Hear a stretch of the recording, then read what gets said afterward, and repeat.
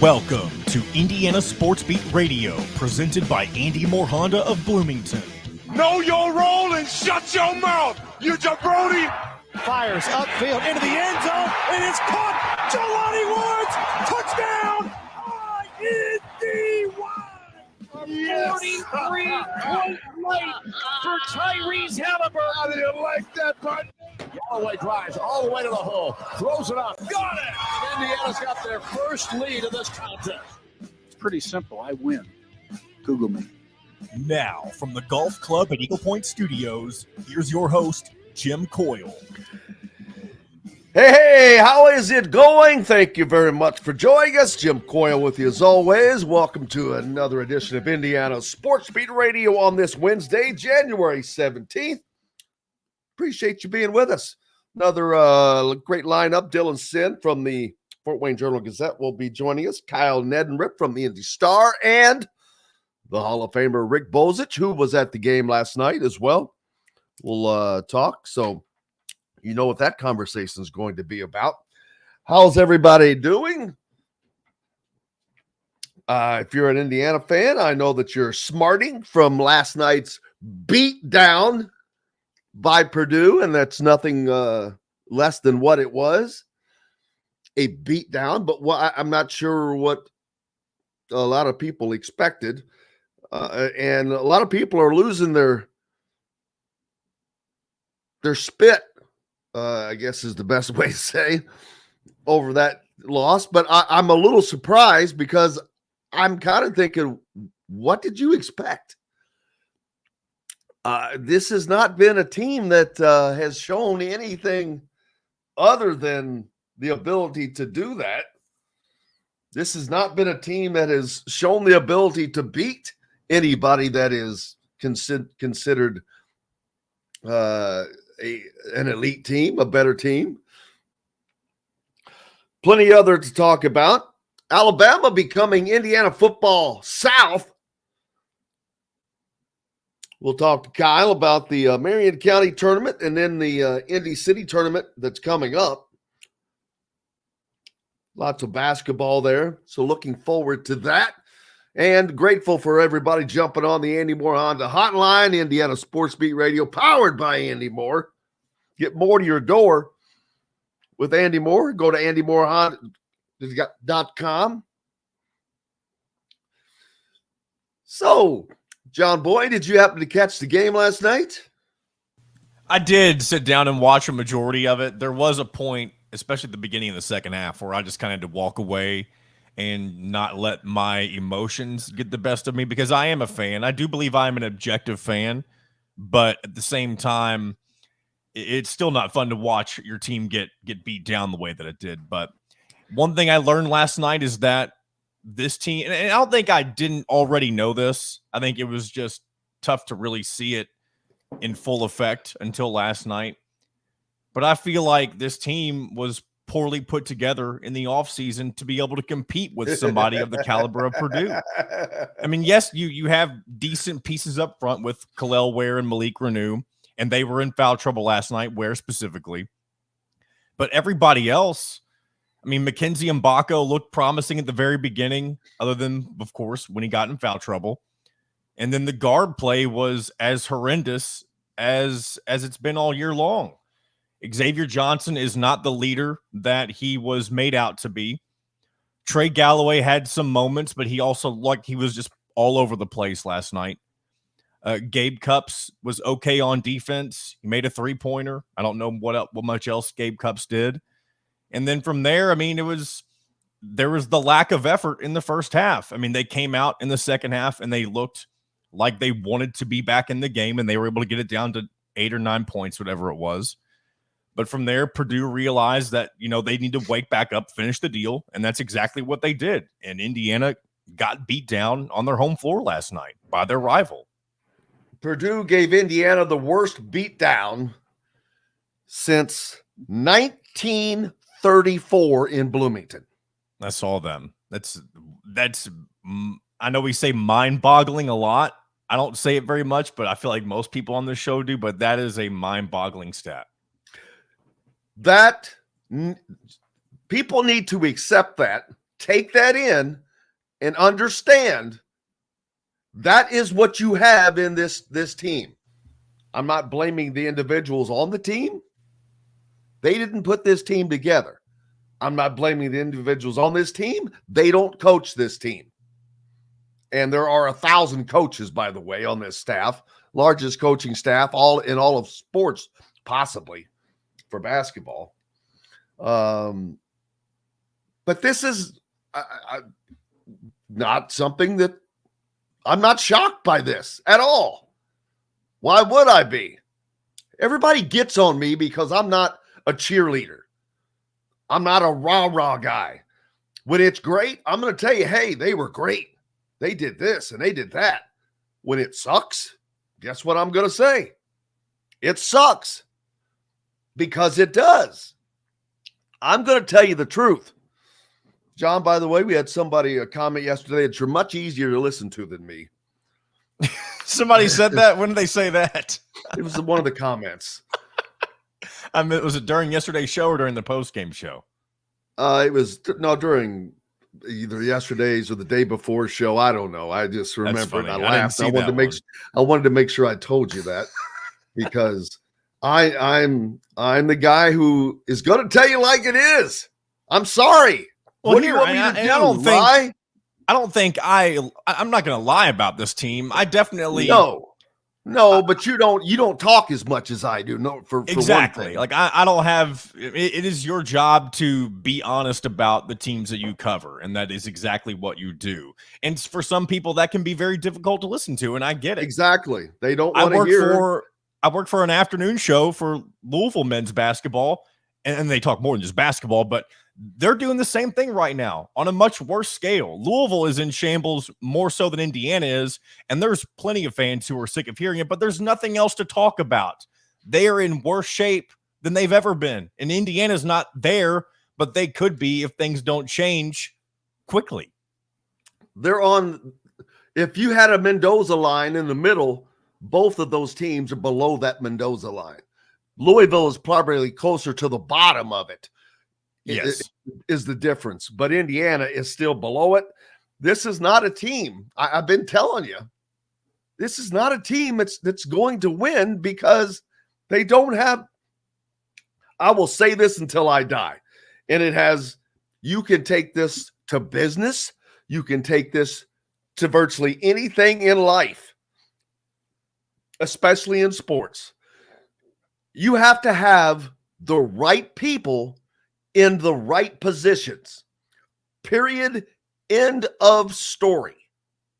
And if you don't believe me, look at Alabama football right now. They are on the verge of becoming IU Football South from 2019. Was Kane Womack, has he been named the defensive coordinator yet? I believe he was named the defensive coordinator a couple of days ago. I don't have. I know he was mentioned for that, but even without that, let's say he's going to become part of the staff. That will mean that there are no less than 6 members of Indiana's football staff from 2019. 6. And by the way, he is with Alabama now. 6 members of the Indiana coaching staff that were from Indiana in 2019. But they're not all in the same position. See, Alabama has the right guys in the right position. They have Kalen DeBoer at head coach. Not only are those 6 guys at Alabama, the head coach is the coordinator, which is where he should have been, at Penn State, Tom Allen. The right people in the right positions. Kalen DeBoer is the guy that should have been head coach. But having the right people in the right positions matters. You talk about a restaurant. If you don't have the right people in the right places, it ain't going to work. Basketball, same deal. And Indiana does not have the right people in the right positions. I don't know what more you want. I don't know how much more you need to see. But guess what? Nothing can be done about this because Mike Woodson has a contract that lasts for 3 more years after this first of all. And not only that, because of simply making the tournament, he got a raise, and not a regular raise, a $1 million a year raise. So now nothing's going to happen. So all those people are saying fire Woodson and do this. Really? So that's not, if anybody genuinely thinks that after one season of missing the tournament, and they may find themselves in the tournament not about right now. that. I don't believe that. I think that this team has never. Yeah. I know the big picture has always been like you need to be on an upward trajectory by year 3. I don't disagree with that. I do think mistakes were made in the offseason in regards to getting the right personnel to make sure that you were going to continue on that upward trajectory. And that obviously falls on Mike Woodson.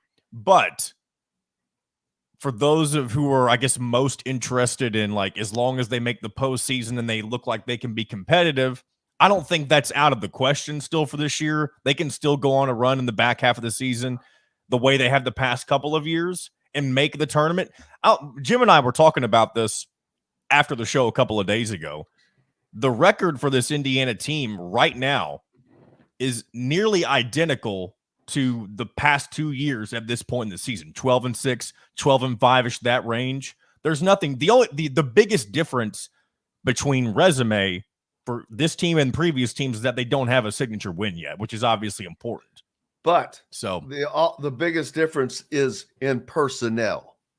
In terms of the buildup of the team, yes. It did feel like, even though there were struggles last year, you had a superstar in Trace Jackson Davis, and you did have a little bit better. I mean, you had way better contributions from guard when it comes to Jalen Hood-Schifino specifically, and you didn't do anything over the offseason to make sure that you were going to fill that gap. I guess you were expecting more of a jump from Xavier Johnson, Trey Galloway, and maybe, I mean, one thing you definitely weren't expecting Ja'Kai Newton to be hurt. That is something that you can't help. That's not true. That's not true. He didn't play he hasn't played for 2 years. So either way, though, true. You still left an open scholarship. And that is the biggest sin of all of this. You could have found somebody to potentially fill that gap. Yes, it's a Jalen Hood-Schifino size gap. Actually, they tried and they couldn't. They couldn't get anybody. But here's the thing, though. Play. Even though you couldn't get the big guns, you couldn't get Dalton Connect, you couldn't get Chris Ledlam. I can't remember some of the other names. I know those were 2 of them. But you can find somebody from the MAC, the Sun Belt, Conference USA, somebody. No, not here. They don't believe in that. They don't believe in that. You have to be a 5-star. You have to be you have to be a 5-star. See that bringing in and developing talent, that's not a consideration. Because I'm not sure they know how to develop talent. It's tough to say. I mean, it is year 3. You should be, and I do think you've seen development from the guys who have been here for a long time. I do think Trey Galloway overall is a better player. He's not, I don't think he's fully realized his potential. And then you have Xavier Johnson, who came and he hasn't been in this program since the beginning of his career. But I do feel like, and maybe it's mainly because of his injuries, I don't know, but I feel like his game has regressed from the past couple of seasons.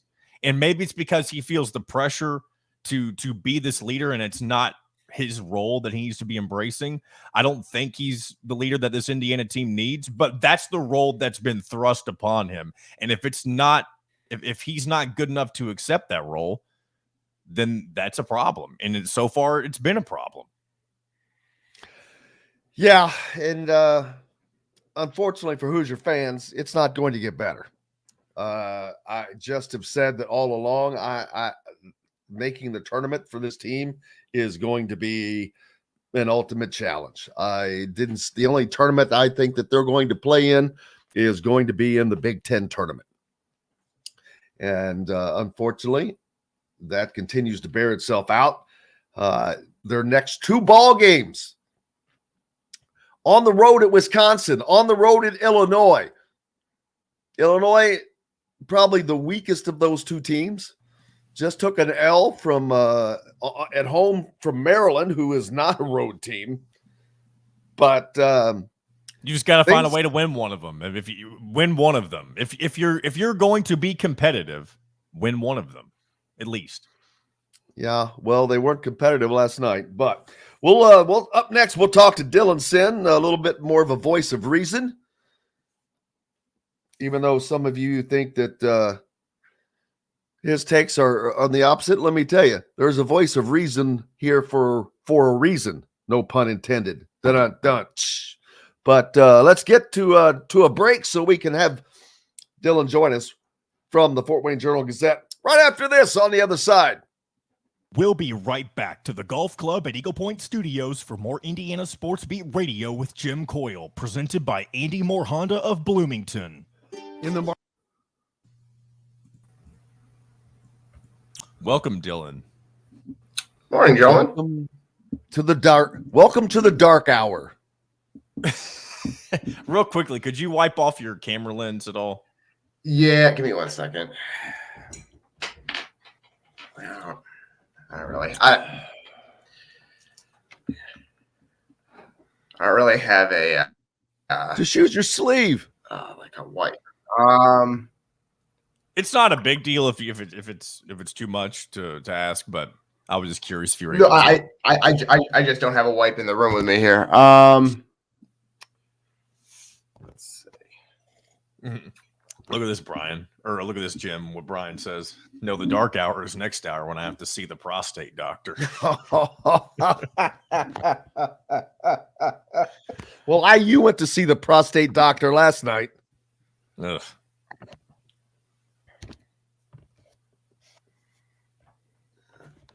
Actually, that's weirdly enough, I feel like that made it worse, Dylan. I don't know why. No, I know. Yeah, and it's not your fault. I mean, I know you just meant you're trying to wipe off the lens. That sounds like sandpaper. Let's take a look. Oh, that's much better. Oh, much better. Look at that. You look so much pretty. You look so much prettier now. Ooh, someone's saying it's going to get worse before it gets better. I wish I could come back to, there's an Eminem song called Things Get Worse. And it says, I guess things are going to get much worse before they get better. But I don't want to get copyrighted, so I'm not doing that. Yup. They're a second level team. That's just all there is to it. I mean, I do think, and this is not me saying that they're good by any means, because I don't think this team is great. That's good because they're not. Well, I think they can still sneak their way in simply just because of how weak the Big Ten is. They can go on a run. What? Into what? Like the play-in. But I'm not saying that should be their goal because it shouldn't be. And Dylan, I feel like you probably agree. If Indiana plays the right cards, they could still sneak their way in. Will they do it? I don't know, but I think they could. Wisconsin just lost to Penn State. Like Wisconsin. I didn't see that. I didn't see the end of that, but I knew that they were down, and I'm like, oh my. It can happen. I know people are thinking the sky is falling. It is not impossible. Yes. Yes. Yes. But again, the bigger picture is they shouldn't be in this position in the first place. I get that part of it. Well, they didn't lose. They didn't lose to. Here we go. We got 10 seconds. Here we go. House, Chop Shock, Market and Table, a part of the Wild Food Group, is your butcher, baker, and fish house, no matter where you live. This segment is brought to you by the Chop Shop, home of the Indiana football and men's basketball coaches shows. Now back to the Golf Club at Eagle Point Studios for more Indiana Sports Beat Radio with Jim Coyle, presented by Andy Moore Honda of Bloomington. Hey, welcome back, Indiana Sports Beat Radio on this Wednesday. I appreciate you being with us. January 17, Dylan Sinn from the Fort Wayne Journal-Gazette joins us. Dylan was at the ball game last night as well. A game that I'm not shocked that Indiana lost. So it's not like that's blowing my mind. I mean, Purdue is a really, really good team that has good players at all positions, that is well balanced. They've got 3 guards that average double figures, and they've got this thing called Mount Edie in the middle that cannot be stopped. So it's not like they lost to Furman or something. They didn't. They lost to a really good team, a top 5 team. Purdue is a top 5 team. They're probably not the best team in the country, but yet I don't know who is the top team in the country, to be honest with you. I don't think that there is a number 1 team in the country. Maybe UConn is. I don't know. But Purdue is definitely a top 5 team. Indiana is not in that caliber. We've seen them lose twice now to teams like that in Assembly Hall. They gave Kansas a good run for their money, although Purdue ran them off the boards, Dylan, and beating them as bad. That's the worst loss at Assembly Hall to Purdue since 1934. That's a problem. That should give you pause. That because this team has an NBA in Kel'el Ware. He's going to be gone to the NBA next year. They have enough players that are good enough that should have been competitive, and they weren't. They were not competitive. I blame not having quite enough talent, but I blame it on the coaching staff immensely, and it falls at Woody's feet, in my opinion. Sure. I mean, I understand that. I do. Kel'el Ware, I think, kind of probably cost himself some money last night. So yeah, he's going to be gone to the NBA. I don't know how high, because he got pushed around by Zach Edey. We went into that game thinking that he would have a chance because he has the length and the athleticism to defend Edey. But the problem is he doesn't have the lower body strength to bang with him. And so I think the Indiana gave him a shot at the beginning of the game to guard Edey one-on-one. And I think they realized that was really their only chance to win that game was if Ware could kind of at least hold him in check one-on-one, and he couldn't do it. And he got that block early, and I was like, oh, okay, maybe he has something for him. And no, he doesn't really, because Edey was able to just kind of bully him in the paint. He was able to kind of go and not shoot over the top of him, but push him into the near the rim and get around him, because he's stronger in the lower body. And so I think that's something that Kel'el Ware is still going to have an NBA career, and a long one probably, because he's going to get into an NBA weight room and they're going to help him with that. That's something that you could fix, right? Because you can't teach the athleticism and size that he has, but you can fix the lower body strength. But no, I mean, Zach Edey outplayed him last night. I think it was probably a mistake for them they probably should have coached him. Hey, we're going to need you on the court. Go out there and let him score on some of those early buckets. Don't if he's beating you, don't foul him to stop him. Just let him score, basically. And that's that. They probably should have done that. And it was those 2 early fouls. It was you can't pick up 2 on back-to-back possessions. You just can't. And McKenzie and Mbako the same. Mbako's were unlucky. Both of them. The charge could have gone either way, and then the other one, he was just kind of standing there. And it's a foul, but it's unlucky. And I don't blame the officials for anything. No. It's either one of those are 50-50, and they just happen to go against IU. But you have to look, and if you watch the game, which you did, it did seem like there was a little disparity. And if you look at the free throw, and if you look at the statistics, for God's sakes, Purdue shoots 27 free throws and Indiana 9. Yeah. That's a gigantic disparity, man. It's the Edey disparity, right? They could have shot more. Edey was getting hacked in there. IU kind of got away with some stuff because I think the officials are the thing with officials is that they notice the free throw disparity and they don't like it. They don't want it to happen. So there were some times where they just kind of let stuff go, where Edey was getting hacked and they were letting IU get away with it. Now there were times where Edey was being physical too, but that's the Edey effect. He's so big, and IU had Peyton Sparks in there, and Peyton Sparks just had nothing for him. It was kind of sad watching Peyton Sparks try to guard Zach Edey. And I know they were chipping and they were throwing a second defender at it every once in a while, but boy, that was a rough watch. I mean, Zach Edey did the same thing against Penn State on Saturday. I watched that game up in Mackey Arena where Penn State threw some poor 6'7" kid at him. Leo O'Boyle, I think was this guy's name. 6'7", 225. Zach Edey is 7'4", 300. And this guy's trying to guard Zach Edey one-on-one. And it's like, all right, what are we doing here? So yeah, you can't, like, the only type of player who has a chance of guarding Zach Edey one-on-one is someone who is really big and really thick in the lower body. Even someone like Khalil Ware, even someone like Cliff Amorie from Rutgers, they can't do it. They just can't. They are not big and strong enough. So the game ultimately was decided at the free throw line. All things else being equal, the shooting percentages difference by a 5%. Indiana only shoot 2 shots less than Purdue, but they hit one more 3-pointer than Purdue. But 22 made 3 free throws versus 4 for Indiana. That beautiful 44% free throw shooting of Indiana's. Yeah. But there's your difference right there. That's an 18-point differential. Yeah, and Purdue is among the best. Purdue for 2 years now has been either the best or among the best in the country in free throw disparity. That's what they do. That's how they win basketball games. And it's a really who does that remind you of? The Shaq Kobe Lakers. No, you're not old enough to remember, but that's what Indiana used to make their money off of under Bob Knight throughout the Bob Knight years.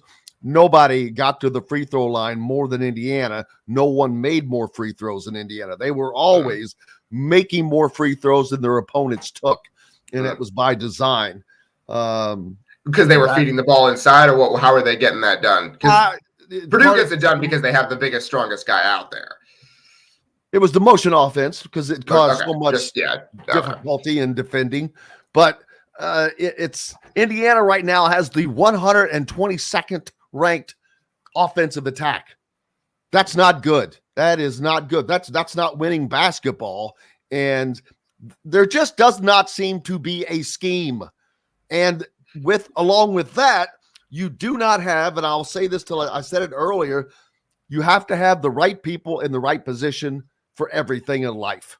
I don't care if you're opening up a restaurant or a basketball team. And that means you have to have the right people on the court, the right people on the sideline. And I phrase this back to look at Alabama football. No less than 6 IU football staffers from 2019 are on Alabama's football staff now, but they are in different positions. Right people in the right position makes the difference. And Indiana basketball, in my opinion, does not have that on or off the court. No, I totally understand that. They don't have the guard play. Like, that's the difference. Is that even if they were able to play Edey to a draw in the paint, they don't have the guards to get it done. And the problem is that basically what happened this year is that Mike Woodson thought he was going to get the 2022 version of Xavier Johnson, and he's not. They don't have it in there. And the problem is that last offseason, Xavier Johnson was here, and so it was really hard to go get a transfer guard because Mike Woodson couldn't promise him playing time and or a starting spot, basically. And so the fact that Xavier Johnson, A, got hurt, and then B, has come back from getting hurt and is obviously still not right, has cratered this team because the team is built around interior play. But when you build around interior play like you do, you're going to need some shooters around them. And they just don't have that, right? Like Purdue had a really good game plan last night where once Ware and Mbako left the game, and even in the second half when they came back, they double-teamed Malik Renew in the post every single time. They wanted the ball out of his hand. That's what Matt Painter said after the game was Malik Renew was the guy. He was the one for us, was what Painter said. Every time he touched the ball in the post, they ran 2 defenders at him. And the reason they did that was not just because they wanted to get the ball out of his hands, but because they knew that if Renew passed it out to the perimeter, IU didn't really have anyone who could beat them at that point. And Xavier Johnson was supposed to be that guy. He was. And he's just not. And that is the whole season right now. And maybe a couple more weeks off of being injured, his recovery, he'll get there. I don't think so. It seems unlikely at this point. Maybe he'll find the form that he had against Ohio State at some point. but it seems like he's not only not there, but he's getting frustrated about not being there, and that's making it worse. And like, yeah, I understand the people who are calling for Gabe Cupps to start, but Gabe Cupps is not good enough to affect the game offensively either. So it doesn't really matter. Like, Gabe Cupps probably deserves to be starting right now because Xavier Johnson's giving you less than nothing, and Cupps is giving you basically nothing. On offense, he's a decent defender, and he played hard last night and all that, and I get it. But when Gabe Cupps is on the court, you're playing 4-on-5 offensively, and you can't win that way. So there's not a lot of options, and they don't have a player they thought they were going to have, which is an all Big Ten guard in Xavier Johnson. They thought they were getting the version of Xavier Johnson they got down the stretch of Woodson's first season when he and TJD lit the world on fire together, and they thought they could do that with him and Ware, and it hasn't happened.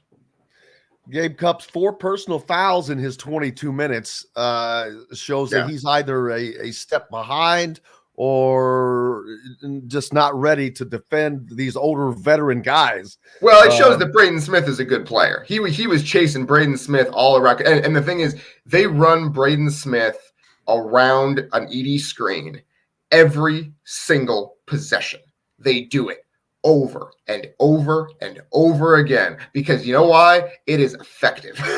like because it works. They have 2 things that really work: getting the ball to Edey in the post and running Braden Smith around a Zach Edey screen. Everything they do iterates off of those 2 things. And they just do it again and again and again because they know that 95% of teams have no answer for either one of them. And almost every team has no answer for both of them at the same time. And Braden Smith went 2 for 14 from the field last night. Braden Smith did not play well. But I shouldn't say he didn't shoot well. He actually played relatively well. He had 9 assists. But like Gabe Cupps tried. God bless him. But he's not ready to guard that kind of action, and very few people in college basketball are. Yeah, but is he going to get to where he can guard at that level? Because Braden Smith is not the highest level of guard that you're going to play. No, but the combination of Smith and Edey is really tough. It's really tough. The future for this team after that game looks bleak, although their next game they go to Wisconsin, who lost to Penn State on the road last night, very shockingly. That was a shocker, but that's probably the worst thing that could have happened for Indiana. Yeah, no, I was thinking that too. They're going to absolutely get Wisconsin's best shot. Now you got a pissed off Wisconsin team at home where Indiana has not won since Moby Dick was a minnow. Nothing is going well for this team. And then after that, they have to go to Illinois. Now, although Illinois just lost at home too, which is probably the worst thing that could happen there. So they lose these 3 games in a row. It's not going to be pretty, whether from the fan base or from a mentality standpoint for this team. I don't know. I'll be honest with you. I don't know that Mike Woodson has shown anything close to being able to get his team out of funks or whatever. There just doesn't seem to be, everything seems to be the same every day. It's just like Groundhog Day. It's the same team. There's no changes. Yes, Xavier Johnson's not starting now, but that's because of an extreme circumstance that it's taken to get to that point. Other than that, we're seeing the same thing time and time again, which is not good because there's not growth. There's not anything that's what I call upward trending. Yeah. I guess if you want to look for a silver lining here, I do think that, or kind of a positive spin on it, because I guess that's my role on this show now. I don't know how that became my role. I would like to wallow in the mud with you guys, but I guess I have to.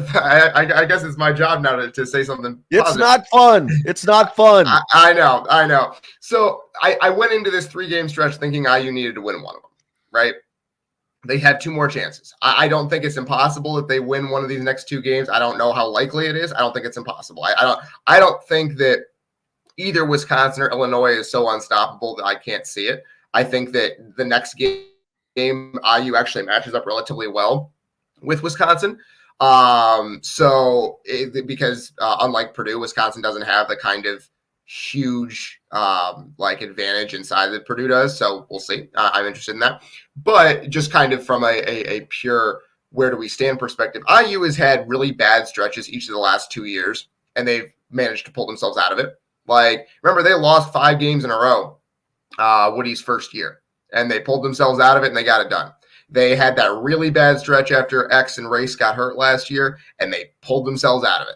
And now they had a guy named Trace Jackson Davis. They did have a guy named Hood-Schifino. They did, but that there is some credit goes to the coaching staff for figuring that out. And I'm not saying they're going to figure it out this year. This team is not as good as last year's. It's just not. They don't have Trace and Hood-Schifino. But I do think that it's not impossible. This coaching staff is not full of dummies. I don't think it's impossible they figure some things out. I do think they have a star in the making in Mackenzie Mbako, who, despite only playing 25 minutes last night, despite the two early fouls, they realized that he was the matchup problem. That was the thing, is that they came into that game thinking, Mackenzie, you're going to get 30 tonight, and we're going to win this game. That was the plan, was for Mackenzie Mbako to score 30. And I quite frankly, I think he would have done it had he not gotten those 2 early fouls, because Purdue had no answer for him. And so I think that there is a world where he really emerges as like an all Big Ten player down the stretch of the season here, and things look kind of different. Now, is that enough to really turn things around? I don't know, but I think it's a possibility. And so I think that's where I would say is kind of like, if you're looking for something positive, it's the continued emergence of Mackenzie Mbako as a genuinely high-level player. Switching subjects here. How about Kalen DeBoer and the 6 members of the 2019 Indiana football staff being a major part of Alabama football now, starting from the head coach and defensive coordinator. Yeah, no, I mean it's wild. It absolutely is wild. And I mean they led IU to 8 wins, and it should have been 9. Like they took a team that had not won that many games in 20 years at that point, and turned them into a winner real fast. And it stinks for Indiana football that Tom Allen was never able to replicate that success. He didn't realize what he had in those guys. Like if you could give Scott Dolson, I always wonder about this. If you could give Scott Dolson a crystal ball at the end of the 2021 season, and he could have fired Tom Allen after going 2-10 and hired Kalen DeBoer from Fresno State, would he have done it? I think he probably would have. Now, Kalen DeBoer probably would have left by now anyway, but yeah, it's shocking. It really is. It's another. I don't think that they would have done it though. See, that's the thing about Indiana. Yeah. They don't do. Well, they also would. They don't make those moves. They would have owed Tom Allen so much money had they tried to fire him after 2021. They would have. And I understand the people that wanted them to do it and whatnot, because they give out stupid contracts, undeservedly.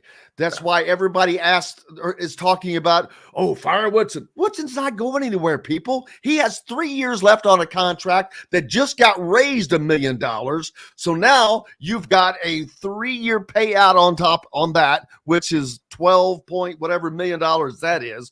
Add that to the $15 million they just paid or paying Tom Allen. Add that to the $10 million paid to Archie Miller. Add that to whatever the buyout for Tom Crean was, and it goes on and on and on. The reason they can't do it, that would be Scott Dolson's job. How could you possibly keep an athletics director where you have to continuously fire the coaches that they hire? No. In fairness, he didn't hire Archie, and he didn't hire Tom Crean. He didn't hire Tom Allen. So, Well, he extended Tom Allen. Tom Allen won National Coach of the Year. I understand why you extend him, because Tom Allen people were saying Tom Allen was going to leave for every job under the sun. Who was saying? But who was coming to get him? Nobody. That's a whole nother conversation. Yeah. But what's up next for you, man?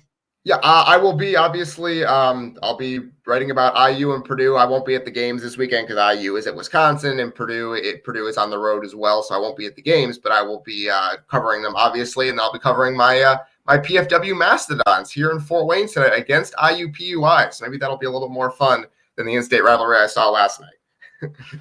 There you go, buddy. All right. Dylan Sinn from the Fort Wayne Journal-Gazette. All of our friends up listening on the Fan on 1380. Make sure you're giving him a follow. Appreciate you.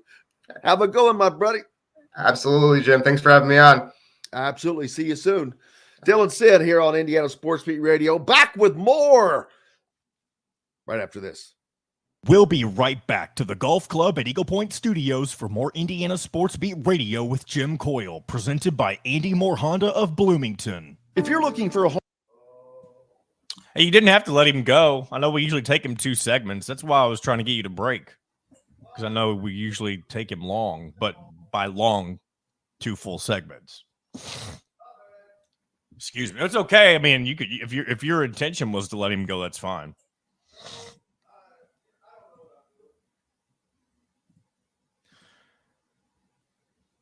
Kyle, I don't know if you saw my text, but Kyle can't join us. So what I'm going to do during this segment here, these next few minutes that you'll have solo, I'll find a couple sound clips for us, and for the next segment at the beginning of hour 2, I'll make sure I've got those ready for you. well, there should be plenty from last night. Yeah, that's what I'm going to grab from. So during this, you'll go solo, and I'll get those ready for us. Well, that's why I didn't know. I was like, why is he letting him go? We always usually take him to 9:30. I didn't see that text. It's okay. We can always get him back. No, I'm not going to ask. You've already let him go. It's not a big deal. We got enough clippable content out of him anyway.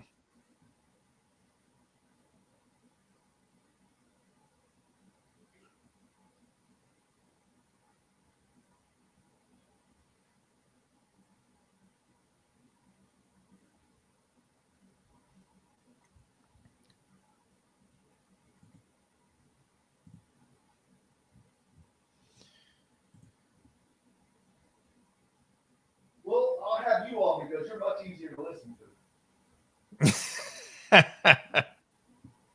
I'd love to see you put that comment on there. I don't remember.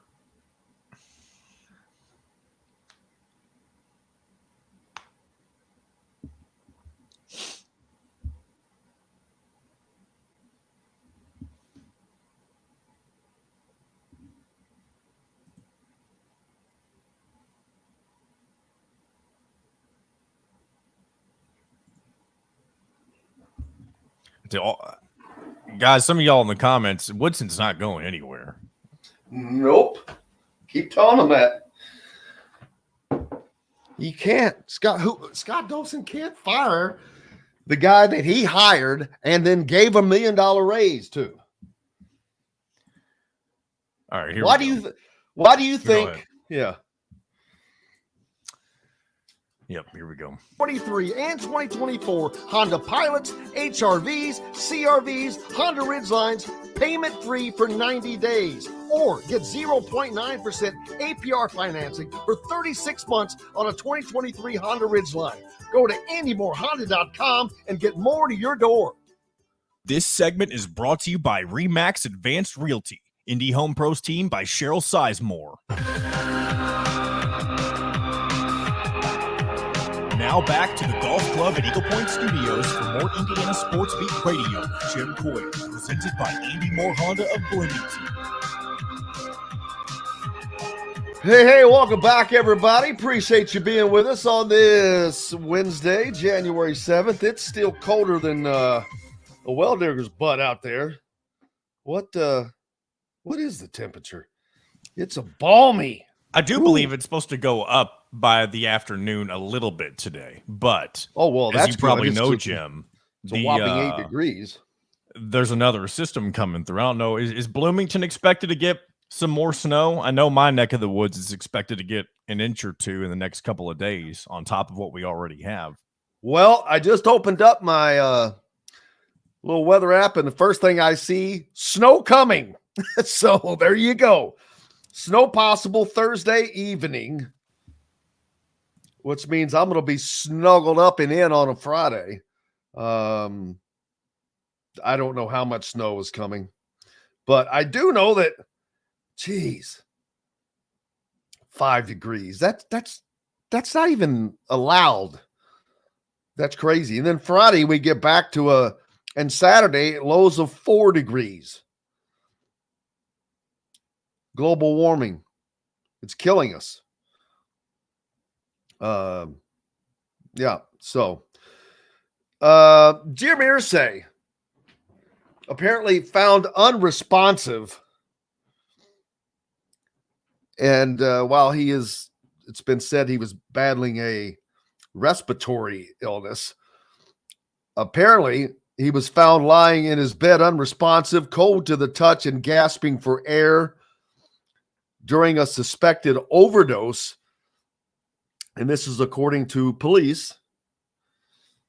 Carmel Police Department documents obtained by one source show that police were dispatched to Irsay's Carmel residence December 8th around 4:30 a.m. after someone said they had found the Indianapolis Colts owner unconscious on a bathroom floor with a blue skin tone.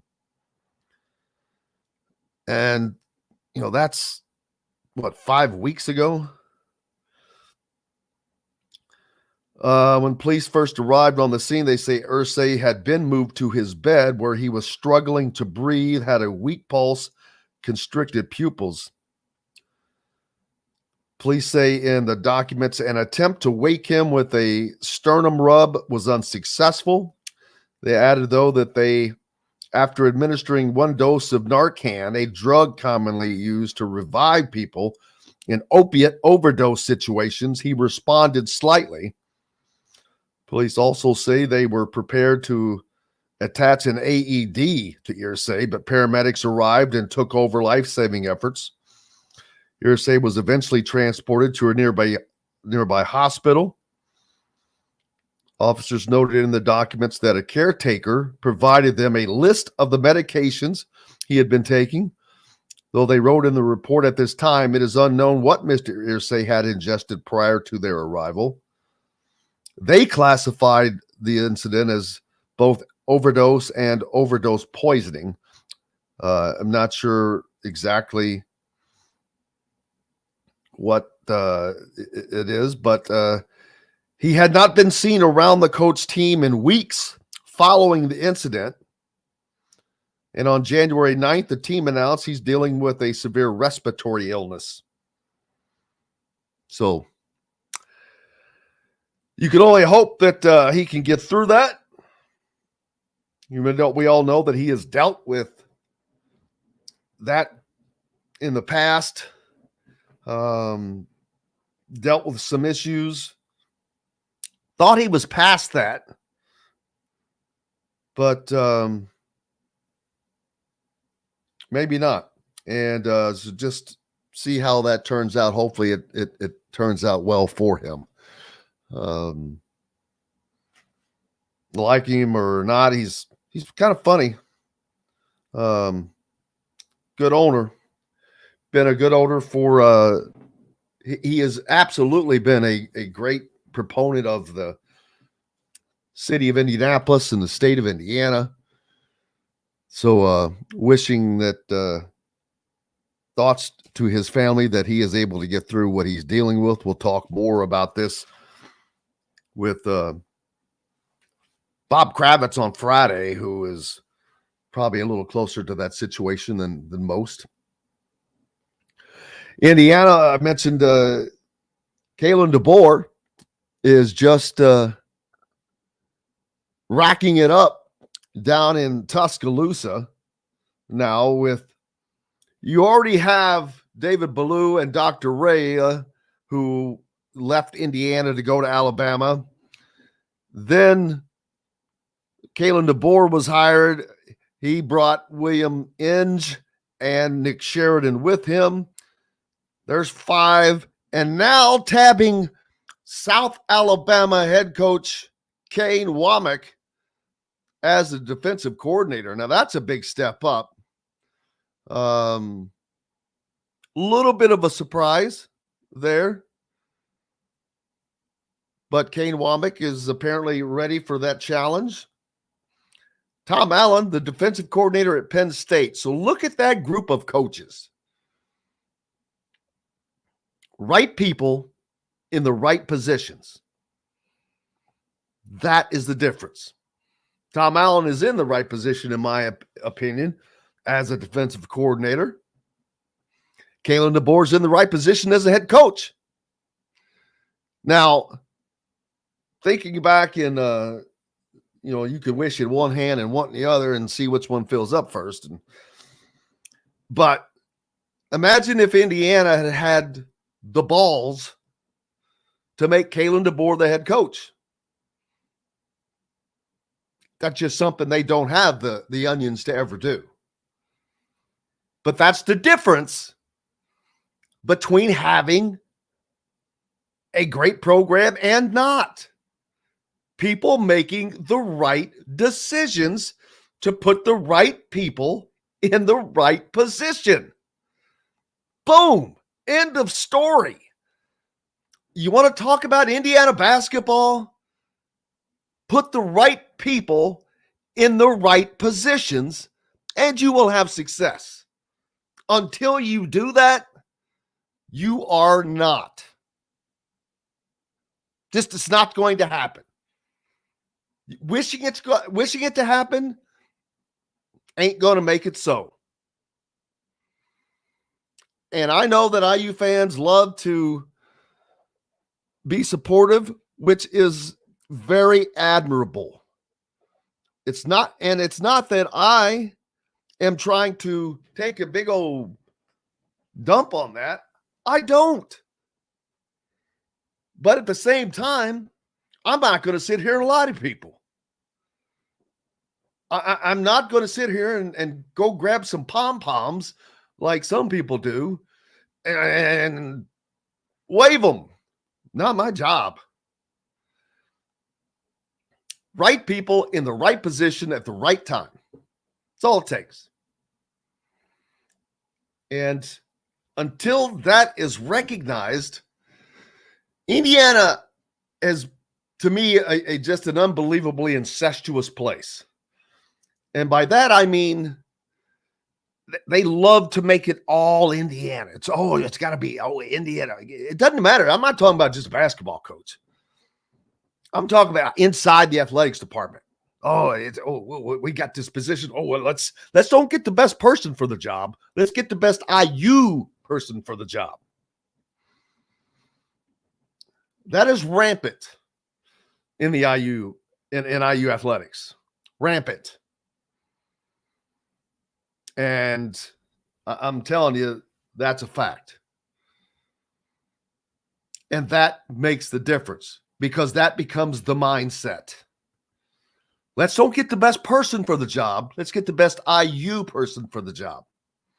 Well, when it comes to athletics, that's fine as long as being at the top or being elite is not what you want. You can pretend that that's what you want, but I'm sorry, how many places are able to do that?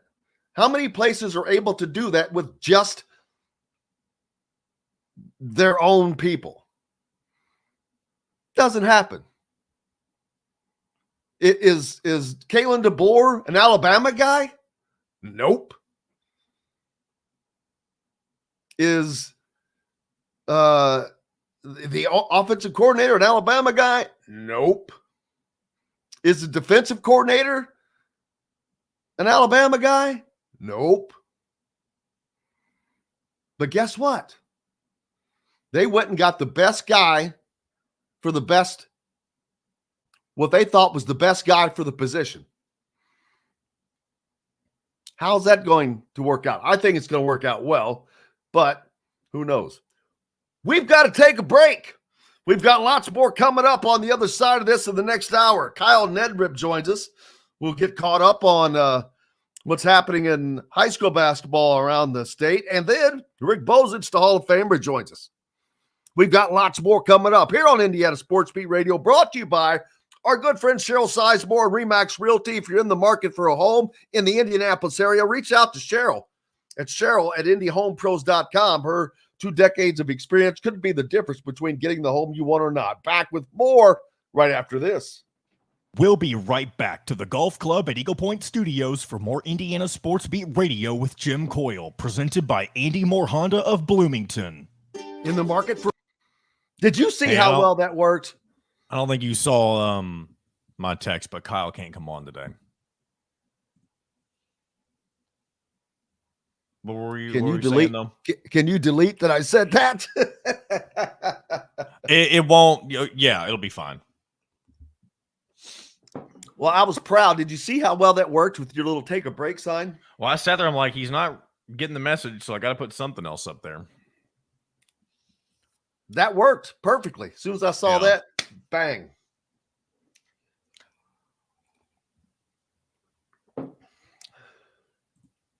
I've got two. I got a Woody clip and I got a Trey Galloway clip. Woodson's is just kind of a general assessment of last night's game, and Galloway's is what is it specifically? Honestly, it's kind of the same thing. It's not the exact same thing. Like, it's his own take of what went wrong, but it's not the same thing that Woodson said.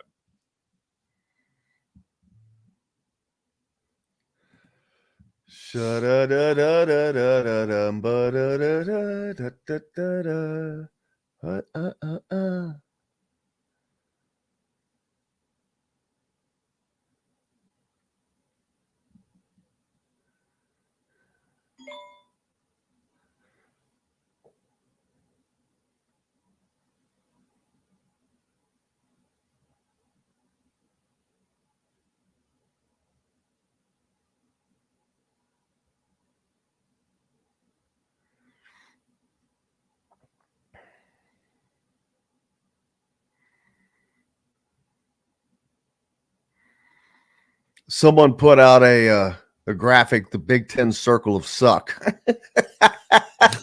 What's that? It's on Twitter. Who put it out there? Casual Big Ten.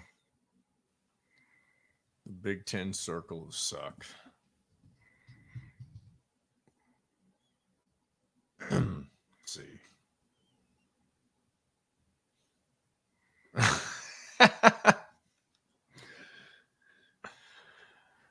Wisconsin beat Northwestern. Northwestern beat Purdue. Purdue beat Illinois. Illinois beat Rutgers. Rutgers beat Indiana. Indiana beat Ohio State. And Ohio State beat Maryland or Minnesota. Minnesota beat Maryland. Maryland beat Michigan. Michigan beat Iowa. Iowa beat Nebraska. Nebraska beat Michigan State.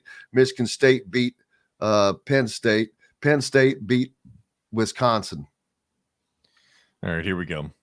Real estate. For additional information, 812-583-0919 or go to mystonecrestliving.com. That's mystonecrestliving.com for more details. This segment is brought to you by Hoosier Hanks East. Now back to the golf club at Eagle Point Studios for more Indiana Sports Beat Radio with Jim Coyle, presented by Andy Moore Honda of Bloomington. Hey, welcome back. Indiana Sports Beat Radio here on this Wednesday. And I know earlier I said that Kyle Denbrip was be joining us, and I was mistaken. He can't join us today, so that's my fault for saying that. I apologize. But I know he is covering the city tournament this week. Last week you had the Marion County tournament going on, so lots of high school basketball and plenty of high school basketball this weekend. As a matter of fact, always get out and check out a high school game if you get the chance. Support those guys, as it is still the center of Indiana. And one day you'll see some of those guys on an Indiana roster again. Don't know when that'll be exactly, but one of these days, I think it will happen. If you look at Purdue's roster, it's chock full of Indiana guys. As a matter of fact, it makes up about 80% of their team. And they play the closest to a motion offense as you're going to find. I talked about that last night with Todd Leary on the postgame show, which you can catch on our YouTube channel. But a very calm post-game show last night. Nothing, nothing crazy, nothing off the rails. Todd is very matter of fact because he's been there, done that, got the T-shirt, and it is what it is. This team just does not have unity. It does not have the right people in the right positions, et cetera, et cetera. But it's mind-boggling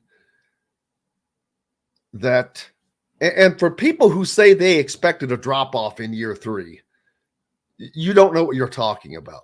And I'm sorry to be so blunt, but no, there's not ever supposed to be a drop-off in year 3. That's not how it works. Not how it works at all. Maybe a drop-off in year 7 for a second or something. Not in year 3. That means you're not building jack. So drop-off is bad. Drop-off is because they lost what they already had, minus Jalen Hood-Schifino. I don't want to get on that train, but it is what it is. Lots of high school games coming up in your area, whether that's in Evansville, Fort Wayne, up in the region, Indianapolis. Make sure you check those out. You've got good teams all around the state, whether you're talking about Fort Wayne or Southern Indiana, Jeffersonville. You've got good teams, good players all over the place, and a chance to catch those guys before they're playing for somebody else at the college level. Also last night in Rick Pitino, sidelined by COVID, won't be coaching. But he's a guy that I love to watch because if you want to watch a guy who is still, I've said this before, he's no different today than 30 years ago. He's just as animated and into a game as he's always been. And he's just fun to watch. His teams are fun to watch. Where does Indiana go from here? The natives are getting a little restless, but as I keep saying, nothing is going to happen, people. So you can get off of that train. There's not going to be a change in any way of like that. Nate Oates has to apologize for pushing Missouri's Aiden Shaw. Alabama men's basketball coach Nate Oates apologized for pushing Missouri forward Aiden Shaw toward his bench during a confrontation between Shaw and Alabama guard Aaron Estrada in the Crimson Tide's 93-75 win on Tuesday. I also saw the other night, who was that got snubbed in a handshake line by a coach, and there was words between the player and the coach, but Nate Oates didn't really shove him. He just said, get out of here. He just kind of put his hand on him and said, because he was almost in their huddle. So, you know what? I don't have a problem with that. People are going to make a big deal out of it, but whatever. Don't be so soft, people. But there's a lot going on. Guess who went off in a Tennessee win for a career-high 39 points and 8 rebounds to lead number 6 Tennessee past Florida 85-66 on Tuesday, John Boy? I bet it was Dalton Connect. Imagine that. Imagine that, right? Imagine that. Guess who could not land him? Yep, there you go. I do. I think Dylan made a good point earlier, and I know we talked about Xavier Johnson and how like that kind of factored into getting certain players in the portal. How much of why Indiana not being able to get Dalton Connect is because Woodson said, "I don't know if you're going to start over Xavier Johnson." It may have been the wrong evaluation. Whose fault probably is that? the wrong evaluation, but it's a tough situation to be in because you don't know. It's not when you not when you have a guy who has shown a lot of immaturity and who now continues to show immaturity. Because did you see what happened last night? Yeah, you're not wrong about that. Another flagrant foul. Again. And I'm like, dude, this is not a pro team where you are just completely hands off on your evaluation of people, and it is continued to be treated like a pro team. And guess what? College basketball is not NBA basketball. But that fact seems to be continuously lost on the management. I'm just going to say the management. I'm going to start. I got to say this too. I do believe. I think Xavier Johnson said something in one of the first press conferences that he was a part of this year. It was right after maybe the first game. He said they haven't been taking practice seriously, and that seemed like the first red flag. You come to the beginning of the season, and Jim, do you recall what I'm talking about? I'm surely you remember something like that. Oh yeah. But when your leader is coming to, at least your on the floor leader, comes to the microphone and says that, and he willingly knows that, willingly lets that be public information, he's letting people know that he hasn't taken the responsibility to get this team ready, to get what's supposed to be his team ready for the season. Now, I know it doesn't all fall on him. It's ultimately the coaching staff. But when you're supposed to be the leader of your team, some of it falls on you as leader. And that's why Xavier Johnson's not fit to be the leader of this team, unfortunately. I do not disagree. That's why you're so easy to listen to. Don't go away. You know what? I'm trying to multitask here. I'm going to start calling you. I got a nickname for you. And you know, I always forget names for a second. It takes me to remember names. He's on American Idol. He was part of the Commodores. Used to be Lionel Richie. or still Lionel Richie. Lionel Richie. You're Lionel Richie. You know why? Why's You're that? easy like Sunday morning. Johnny's easy. You're easy like Sunday morning. That's why. Number one. I got to pull. Someone comment says, I just want to make sure I clarify what I'm saying. Xavier Johnson wasn't calling out his team, and maybe it could be said either way, but ultimately it is his responsibility to make sure that his team is working hard in practice. He said he wasn't working as hard as he's supposed to. Maybe I'm misquoting, but that just want to make sure I'm clear on what I'm saying with that. And let's be clear about evaluation of talent.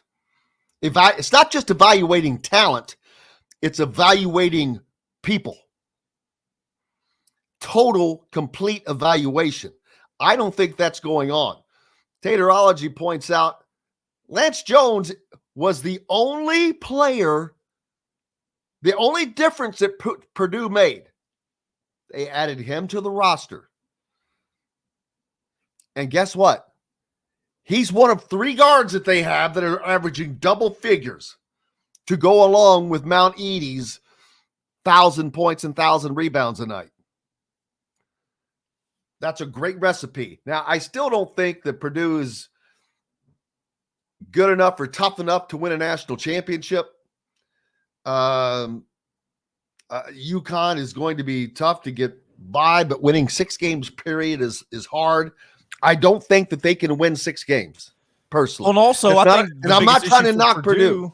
I think Big Ten. I think the Big Ten season gets Purdue way too used to playing against teams that play a similar style to them, And when they play teams that, and especially when they play against officials, or I guess with officials, that don't give Zach Edey the favorable calls that he may get in Big Ten games, that seems to hurt them because that takes away their game plan. Because officials don't officiate the NCAA tournament the way that the Big Ten is officiated, which has hurt the conference for the past, I mean, I would say just a few years, but it's hurt them forever because they haven't been able to win a national championship since Michigan State did in 2000. Five Left says the scoring port guard will change everything if they go to the NIT this year and get back on track next season. The world won't end. That's a big if. It's not about the world ending. It's about continuing to do the same crap over and over, man. This team cannot be run the way it has been run.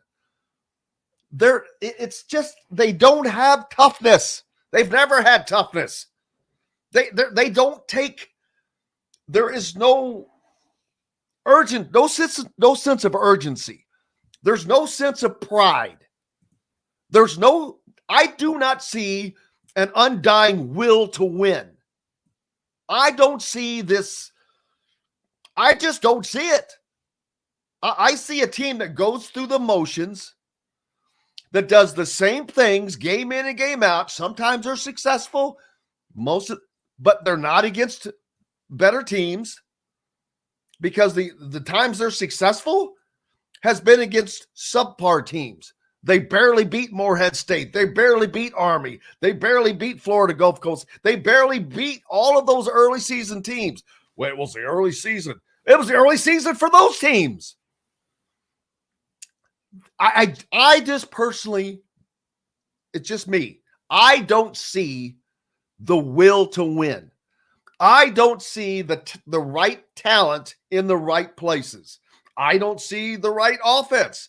I don't see much of anything that is positive for that team when it comes to playing against the big teams boys that are as good or better. Yeah. And that's just me. I'm telling you. I think they just get lost. Like, a fact.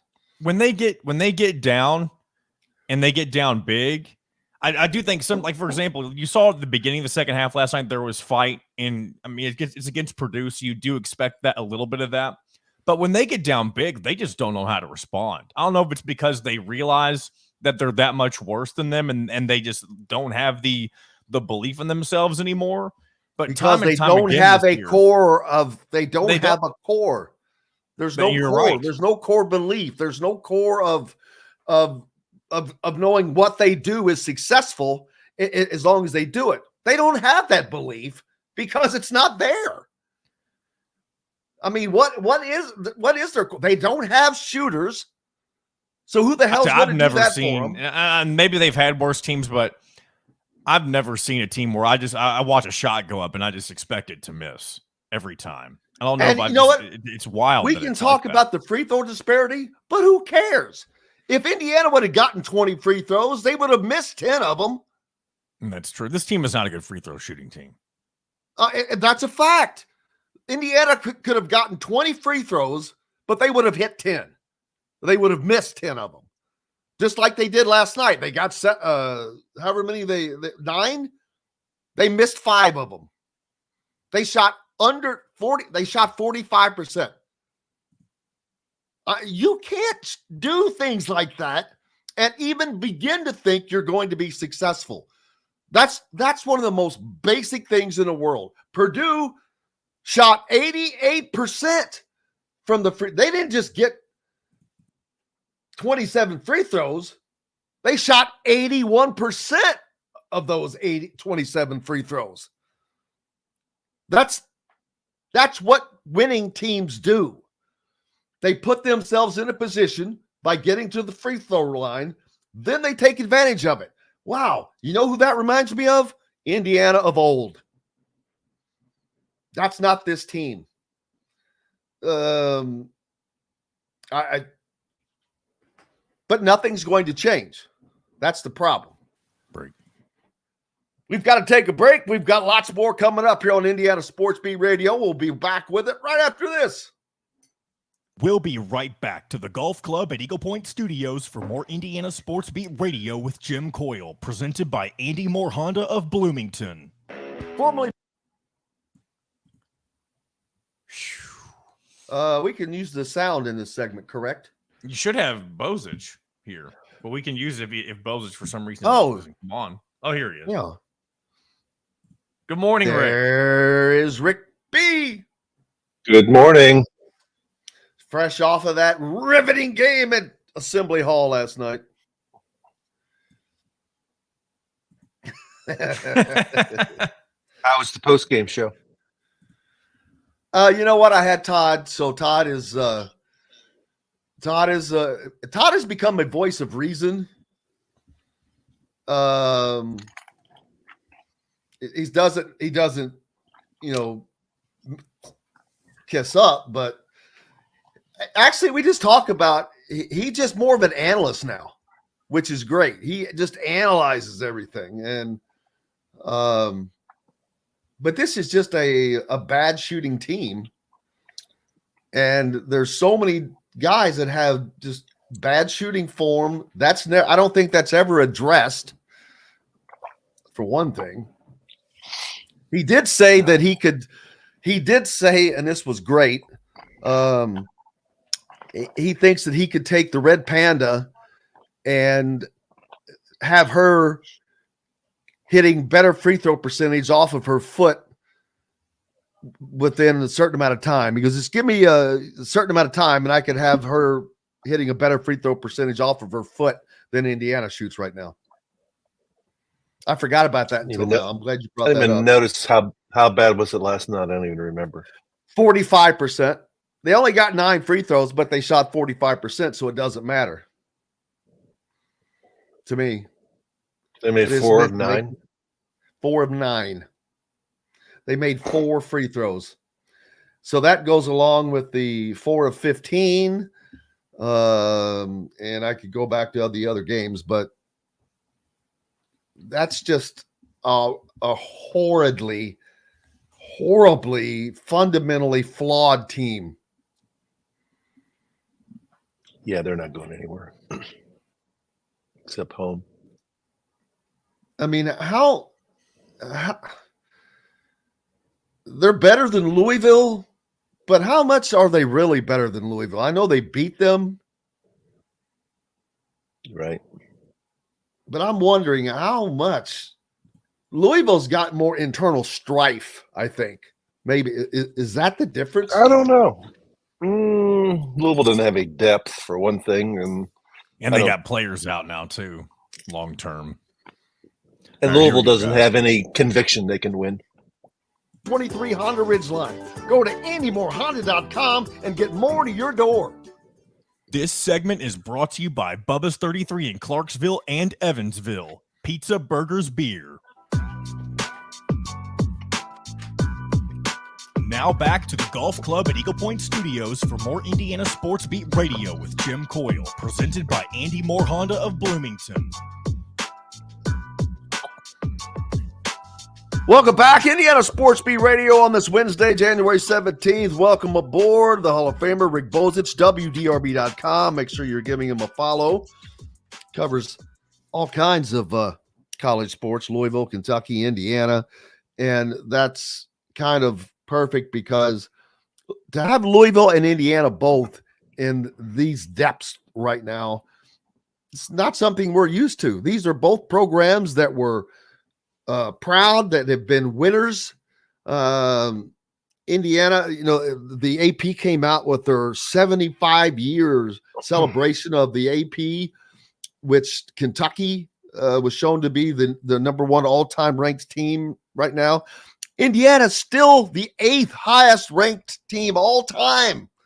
That's why Indiana fans are clinging to this still, but this is just simply has not been and is not. It's not going better. I mean, Archie Miller era was awful, but I don't know how much better this is right now because this is very Archie Miller-esque. Little roadie, I should say. Yeah, I mean, it's two different questions there. And micro and macro look at the team. And micro look at the team, it's not good at all. Obviously, going to the game, they're tied with Purdue 4-2 in the league, and Purdue's on the way to being a 1 seed in the NCAA tournament. Indiana's not even going to make the field. And I didn't expect them to win last night, but I expected the game to be at least competitive. Even when that streak when Purdue beat them 5 in a row at Assembly Hall, most of the games were competitive. And that game last night was over after about 12 minutes for a variety of reasons, foul trouble being the main one. But the second thing, what you said, is once Ware and Baca went out of the game, Indiana didn't have any way to score. They had no inside ability to score against Edey. And if you make them have to score from the perimeter, it's probably not going to happen. They might have one good shooting game out of maybe 5. They didn't have one last night.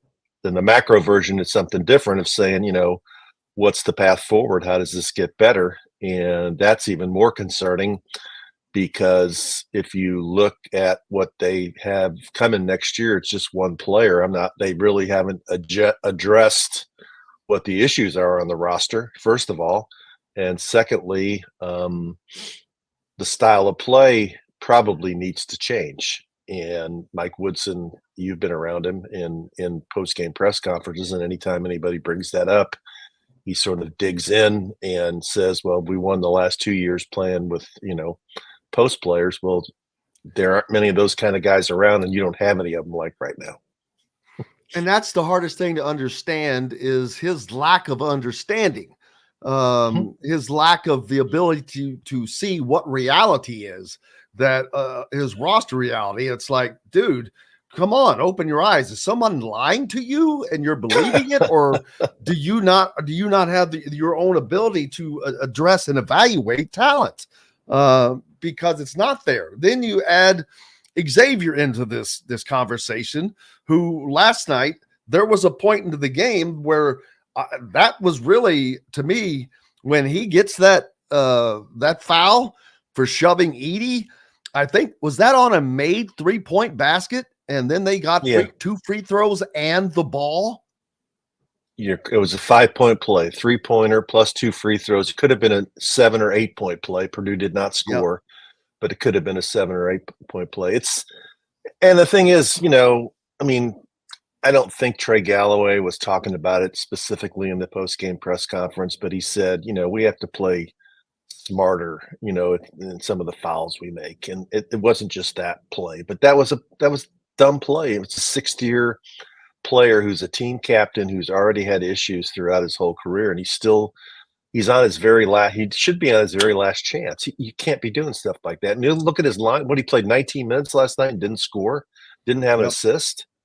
That's 3. He's been back now for 4 games since the injury, and he's been really bad in 2 of them, pretty much a non-factor in 1 of them, and he had 1 good game and they won. We've seen enough of his body of work to say that he's not going to make a difference for this team this year. And we're not a positive one, at least.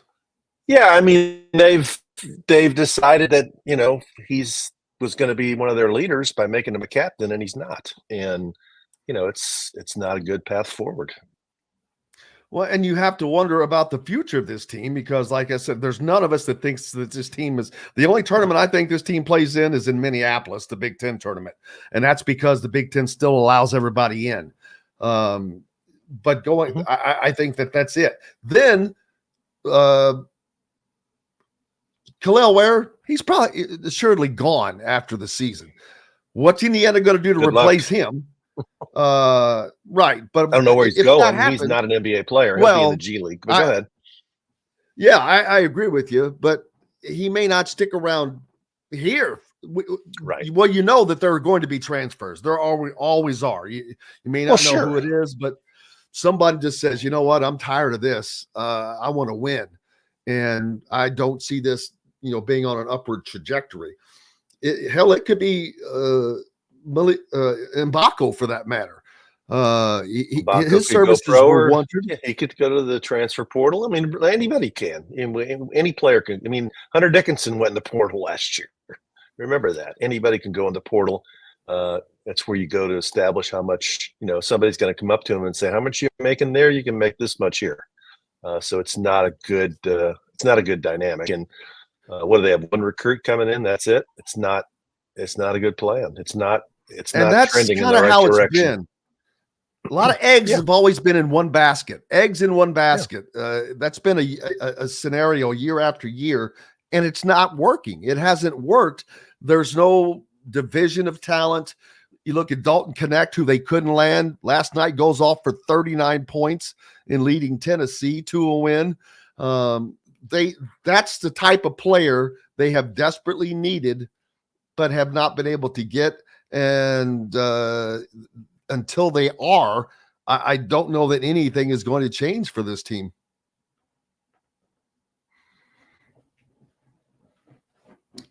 And we'll wait to get Rick back there. I think we lost him for a second. But, Indiana is playing with matches against a flamethrower of sorts, it seems like to me.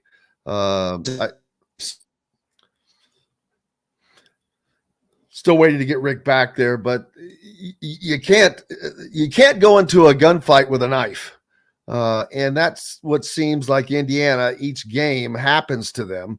They're just not going in with the same firepower.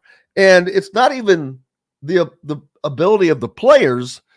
A lot of times it's either the mentality, but more importantly, the game plan. I'm not sure that they're truly, what could possibly be the game plan? What was the game plan last night? I'd love to know that. But we're not allowed to ask that. We're not, like Rick said, you cannot ask about rotations anymore. You can't ask about certain things.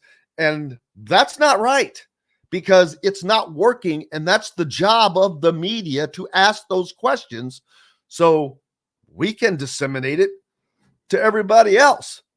But when that information is not provided, when it's refused to be provided, it does not create that feeling of kumbaya amongst the fans, and nor should it be, because it says that, hey, there's something off and nobody wants to talk about it.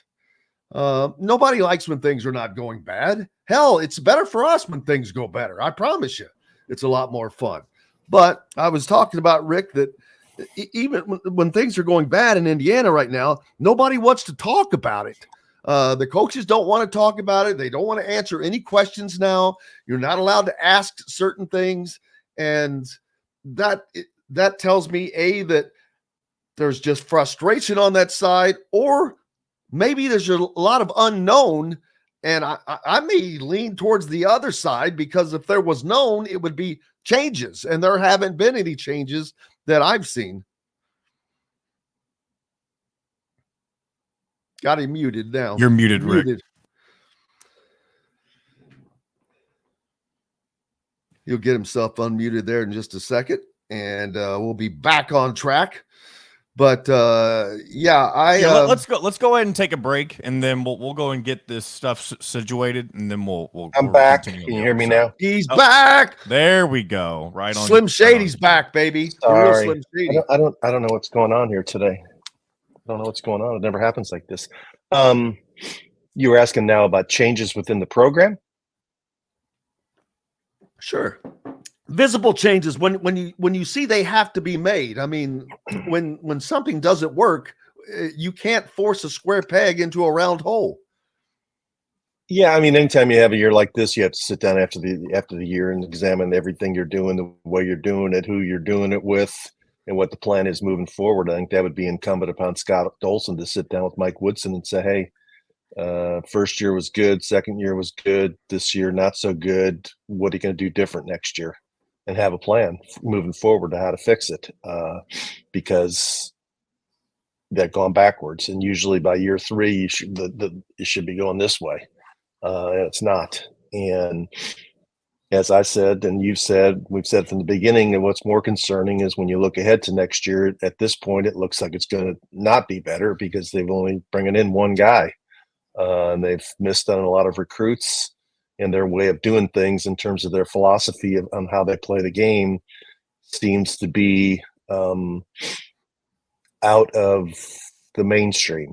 The teams that are hot, the teams that are exciting to watch are playing the game a little bit differently. Just only a year ago, John Calipari was getting a lot of pushback from Kentucky fans, Kentucky media members that he'd lost his touch. Well, he went out and got a bunch of really good perimeter players at guard, and they're playing faster. They're shooting threes, and so far they're better. So, I mean, sometimes you have to look in the mirror and be honest. I mean, and Woodson always talks about, people are tired of hearing this phrase, I got to get them over the hump. First of all, you got to figure out what the hump is. What is the hump? And then get them over the hump. And, you know, I don't know. He's stubborn in a lot of ways. He really is. It's as if he fails to see what the actual issues are. I don't Correct. think what he thinks the issues are the same as what we think the issues are. We have a very difference of opinion on that. Well, when he said last night, you know, that we had 7 or 8 open shots and we just didn't make them, it's like, well, okay. I don't know if there really were 7 or 8 open shots, but you didn't make them in this game. You haven't made them in most games. So the issue is then you're not working on it enough, or you haven't recruited enough guys who can make shots. You have to fix that. You can't keep getting outscored from the 3-point line in as many games as Indiana gets outscored and keep saying it's because I'm getting them the shots. My offense is fine. I mean, then you got to find another solution, move on to the next solution and fix the problem. It happens too many times. And I don't know. It's just, we've talked about this before the season even started. Their guards simply aren't good enough. Their guards and wing players aren't good enough.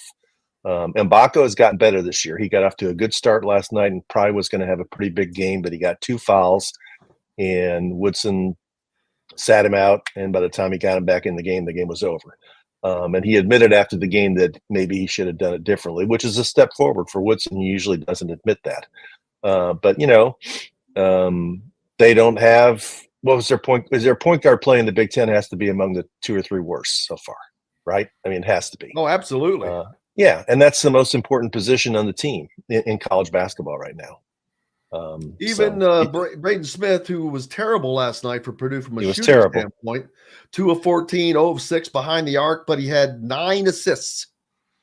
He kept going back and forth on those picks on Edey until Edey got loose and got on the ball in position where he could score over and over again. And but they do have 2 guards that scored 19 and 17.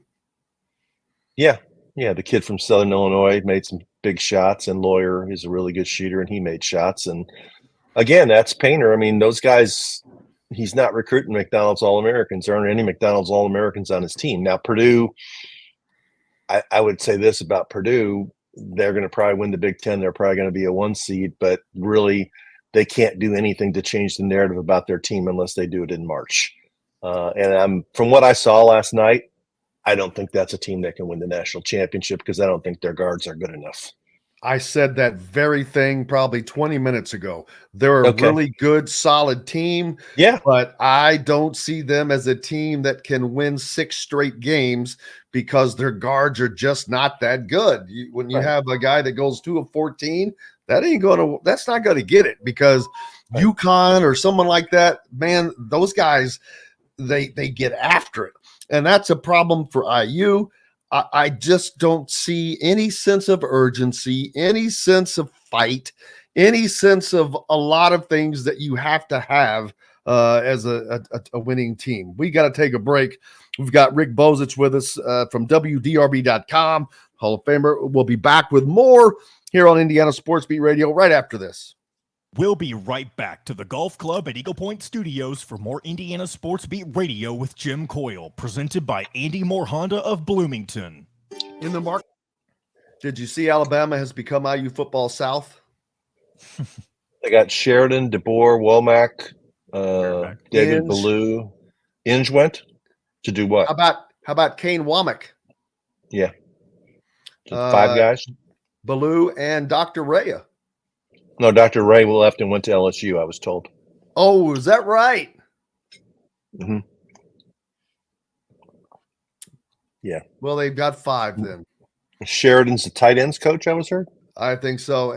But then you've got Tom Allen, the DC Penn State, right people at the right position. Where is he didn't hire Darren Hiller?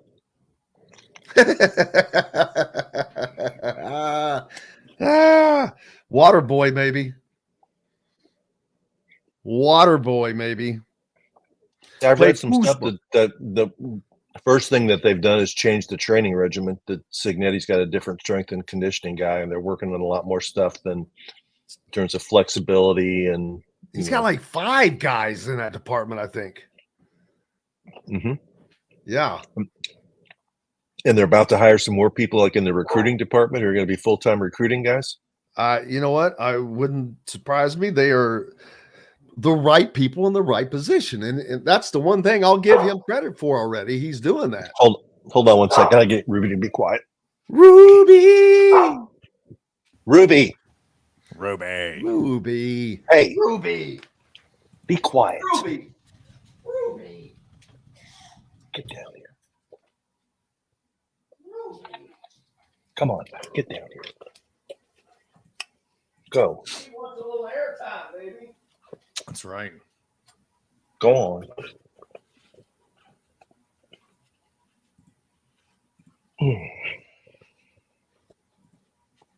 I'm back. My wife is on a Zoom upstairs, so I had to get her out of her hair. Oh, yeah. Hey, play with your toys. It's a whole bucket full of toys. Calls right now. You weirdo. We're like the Jetsons now. Everybody's on Zoom calls.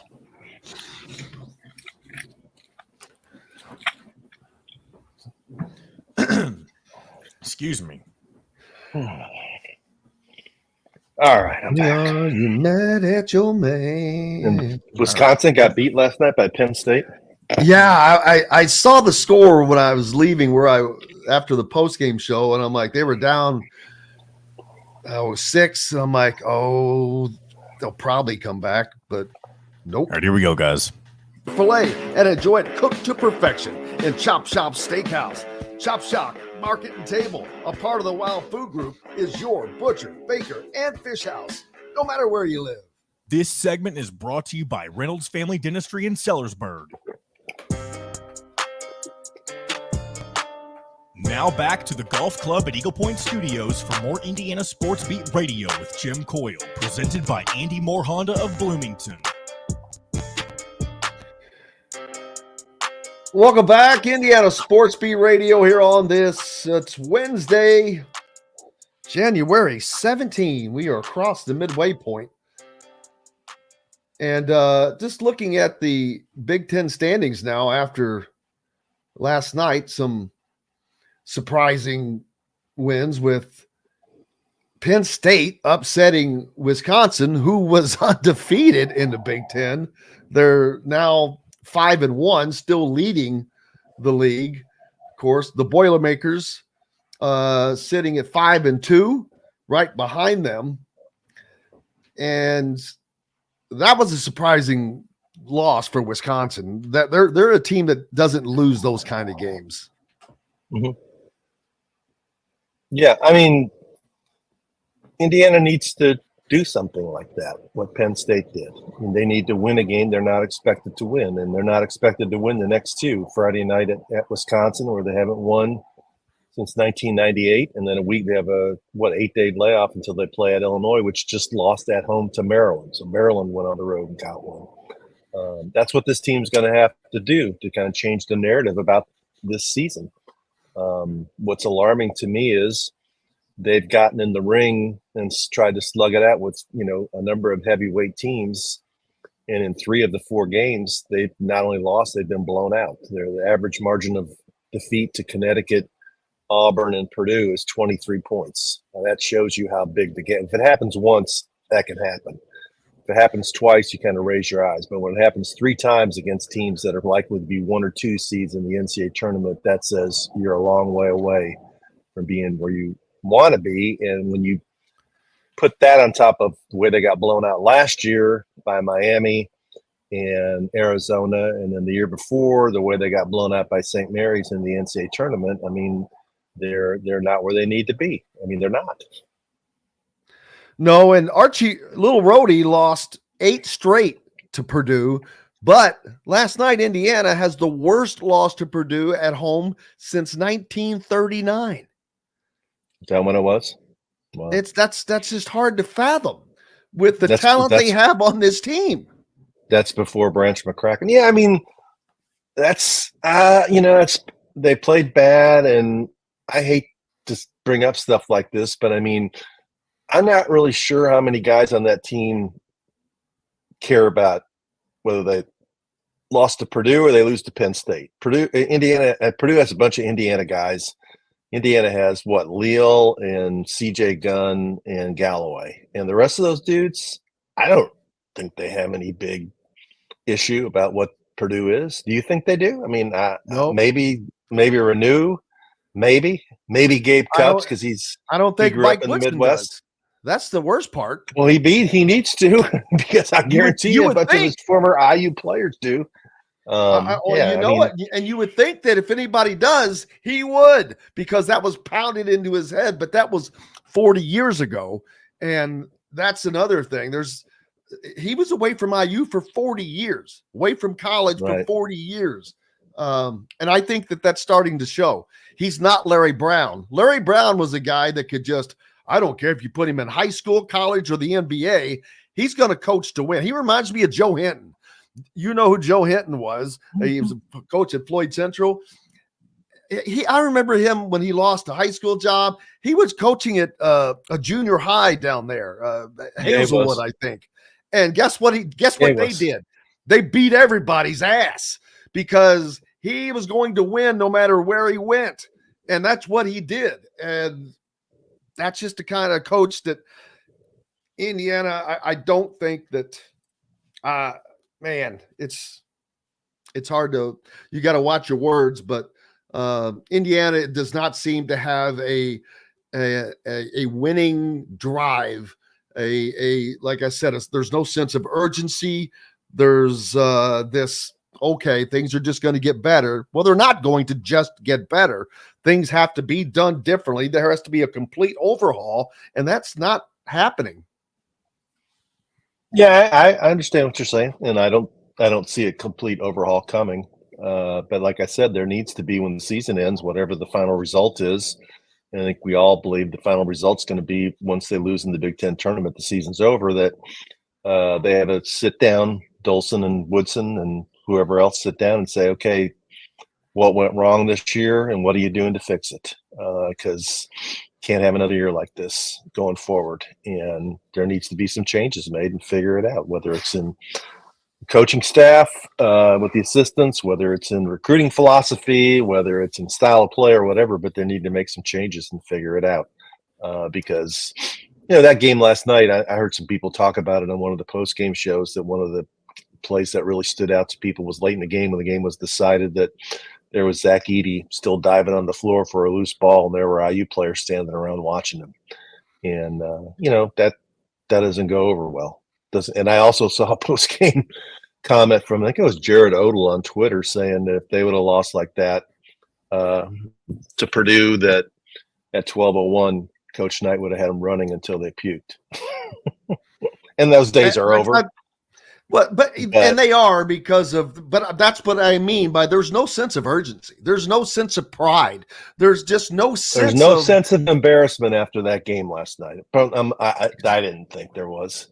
The only player that we got to see was Galloway, and he looked frustrated.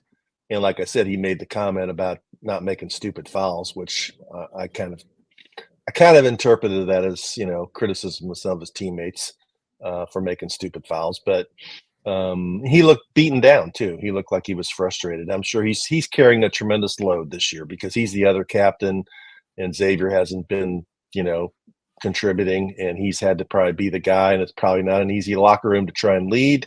And he's frustrated because they're not winning the last couple of years. And I think he was big buddies with Trace Jackson Davis, so it's probably tough to proceed without him. And I think he does care. I think he does want to win. I think Renew does too. It's harder to say with some of the. Ware is not a very emotional player, so it's unfair to say he doesn't care. But he doesn't give the impression with his body language that he's like a real edgy competitor. Like, he had nothing for Zach Edey last night. I mean, I had the stat in my column. I think what Renew and Ware together averaged 31 points a game. And what they have last night combined, I think they had like 13. 13 points. They I forget how many rebounds, but because they didn't. Yeah, I mean, Ware doesn't have the edge to really go in there and fight Edey, and Renew's not big enough. I mean, his moves that work against a lot of other guys, the pivoting and positioning, try and score around the rim. You're not going to score over Edey. He's too big. He's going to block your shot. So you're going to have to do some things to make 8, 10, 12 footers to combat that. And that's not really his game. And so, it's just not good. And Purdue didn't do anything otherworldly. They didn't do anything special. They just played their game. Zach Edey did what Zach Edey does. They didn't get what they needed to get from Braden Smith, but they got it from Lance Jones and Fletcher Lawyer. They counted on their guys and they got what they needed. And that's how you win games. And they seem to be very common. And I mean, common as far as matter of fact is what I meant to say. They're just matter of fact about going about their game and doing their job. Talked about Zach Edey diving on the floor to get a ball because he's not too proud to do what it takes to win. And that's a difference. And I agree with you, what you said about Trey Galloway. I'm sure he cares. He's a coach's son, but there's only so much he can do because he's surrounded by guys that are not like him. You've got guys that are making tons of money from NIL. It's kind of hard for a guy like him to go up to a guy who's making 6 figures and rip his ass. But I have seen Malik Renew, and I've said this before. I've seen him in the huddle. He's trying to be a vocal leader. I also believe that he cares. He wants to win, and because it matters to him and his future as well. But I don't think that that's across the board. And when you have a guy like Xavier, who I really have my doubts about, that it's like he's kind of outside of the circle. He's taken himself outside of the circle. And when you have a guy that is in and out like that, it makes it very hard to have any kind of consistency. I start to wonder about the locker room. Is the locker room kind of not lost, but it's certainly not in concert. No, I mean, there's no way we can know because we don't get to go in the locker room anymore, and they keep the players at arm's distance, so you can only speculate and guess. But it would have to be hard for any team if you have a leader who's been injured and suspended and, getting these crazy fouls to say, why would I foul that guy? He's not really showing us the path forward. And that's probably one of the next big decisions Mike Woodson needs to make is like, what are you going to do with Xavier Johnson for the rest of the season? Are you going to try and integrate him back into the team into a major role? Or are you going to say, hey, this isn't working and let's look towards next year and get Gabe Cupps as much experience as possible and put CJ Gunn out there and find out really what he is as a player over the last 14 or 15 games, however they have left. And let's find out what we have here. Let's find out what we have in Caleb Banks, who played 1 minute last night. Are these guys who are viable pieces for Indiana basketball moving forward? Because, Xavier Johnson isn't it. This is it. This is his last go-around. If he's going to come out and play the way he's played and do the stuff he's done in 3 of the last 4 games, why would you play him? Really, why would you? It's just been a negative and been a drain. And, Todd Leary, when we do these post-game shows, he talks about when they played, there wasn't one guy, one leader. Every single one of those guys were the same.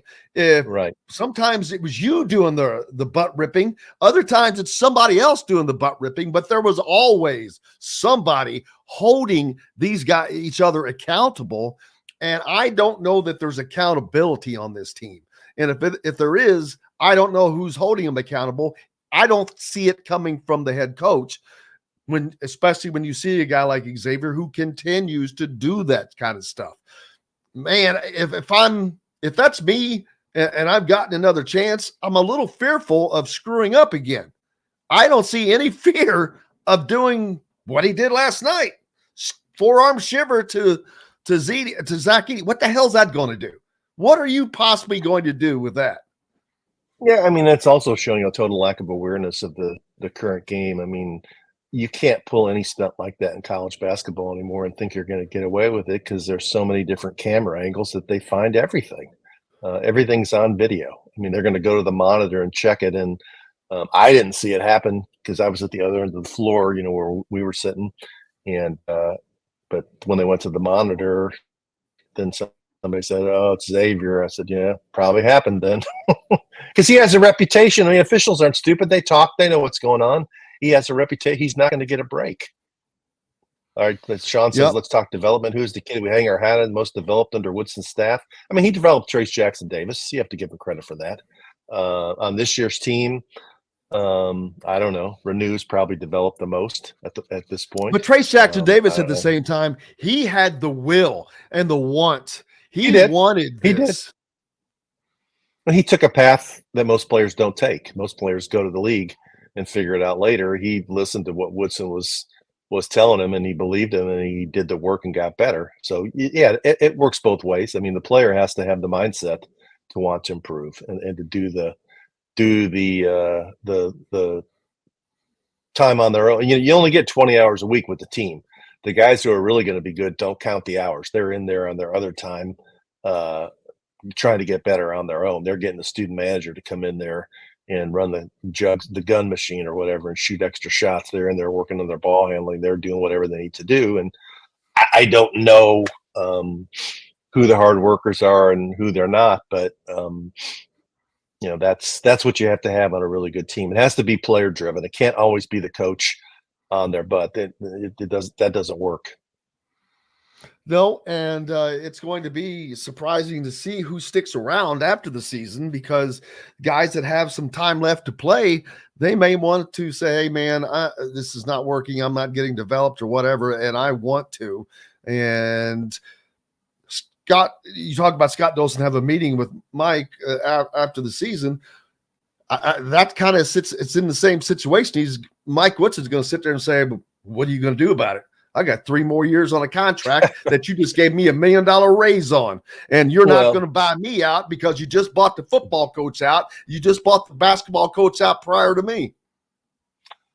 Hopefully that wouldn't be his response. Hopefully his response is, "You're right. We do need to work together on this and try and figure it out and do a few things differently." And I agree. I mean, I don't think Mike Woodson's going anywhere after this season. He's got 3 years left on his deal, but he has positioned himself where next year all eyes are going to be on him. And if it doesn't get better and they do something more substantial, then, something could happen. And we've already seen speculation by a lot of different people about what IU fans want and what they expect and what they see. And so he's going to put himself in a situation of being vulnerable.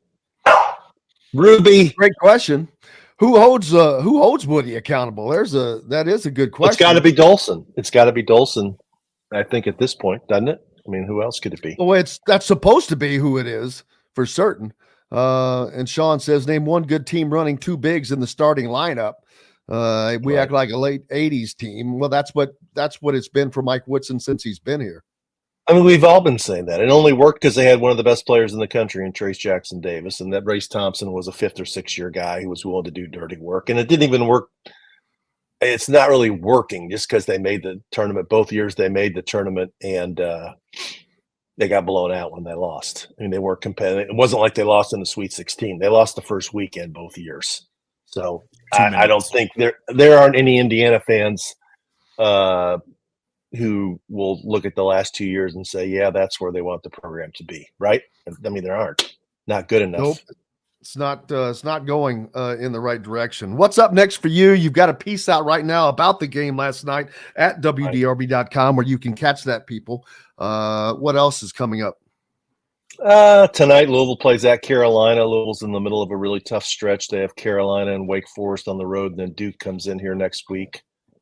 See if Kenny Payne can somehow shake out a miracle and get this 1-4 team in the ACC turned around. Kentucky's got a home game tonight against Mississippi State, and has, I think, Georgia at home on Saturday after trying to bounce back from that loss to Texas A&M. And Friday night, I'm just hoping I'm around long enough that one day I will see Indiana win a game in the Kohl Center. I don't remember that 1998 game. That would have been what? Who was on that team? 98. That would have had to been AJ Guyton. Charlie Miller, Dane Fife, maybe. Could be. Fife might have not come till the next year. Coverdale, I don't know. I mean, I was going to say Coverdale. See? Who knows? We'll certainly find out, man. I saw Fish last night after the game and said, "Have you ever seen him win up there?" He goes, "Yeah, the first year they went there under Knight." And I said, "Wow."